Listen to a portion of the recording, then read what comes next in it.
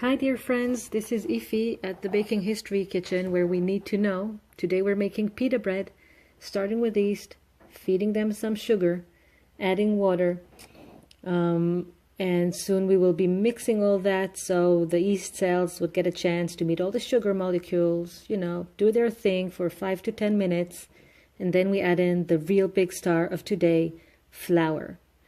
Wheat flour has been an ingredient in our food for 10,000 years, ever since the agricultural revolution took place. I'm going to mix all the ingredients now, and I'm going to tell you today a little bit about that agricultural revolution. By the way, when those ingredients are mixed, I'm putting in a 1/4 cup of oil, and that is when I start kneading, which has to do a lot with the agricultural revolution, the time in human society where we started working for wheat. You see, we usually think of agricultural revolution as the time that we domesticated wheat, but history professor Yuval Noah Harari believes that actually the wheat has domesticated us. Humans in previous societies and hunter-gatherers societies had a much easier life.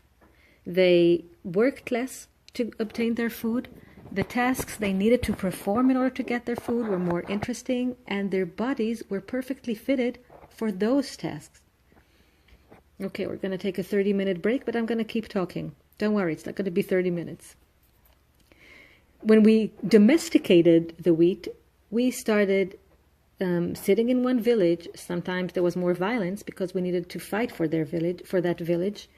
Humans started suffering from vitamin deficiency because their diet was less rich and less diverse. So we started having teeth problem and gum problem. The work was more routine, and it was harder and less fitted for our bodies. So we started having backaches from the bending, the sewing, the seating, the heavy lifting. And worst of all, we started shaping society into a form of owners and workers, which is actually bad for most people.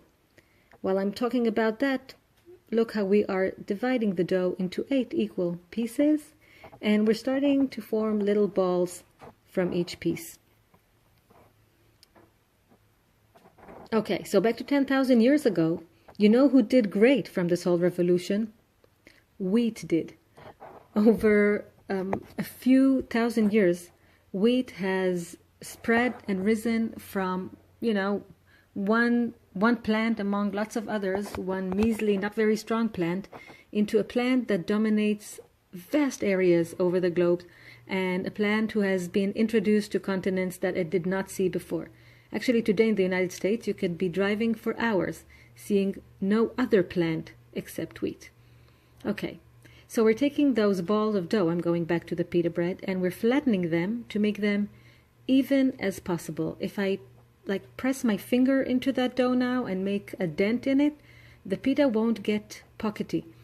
You'll need some training, so with the first pitas, when they really don't puff up to a perfect pocket, you just need to rebrand them as focaccias. I'm going to try and take a shot of pitas in the oven. There you go. There's like 5 minutes of high broil on the one side, and then you carefully turn them with your asbestos hands. Camera moved aside a bit. And give them like another 3 minutes on the other side. Again, you put it on high broil very close to the top, and there you go. You got pita. The deal with the wheat was worthwhile because we got yummy bread. Thank you for watching. Thank you for taking interest in history. See you next time.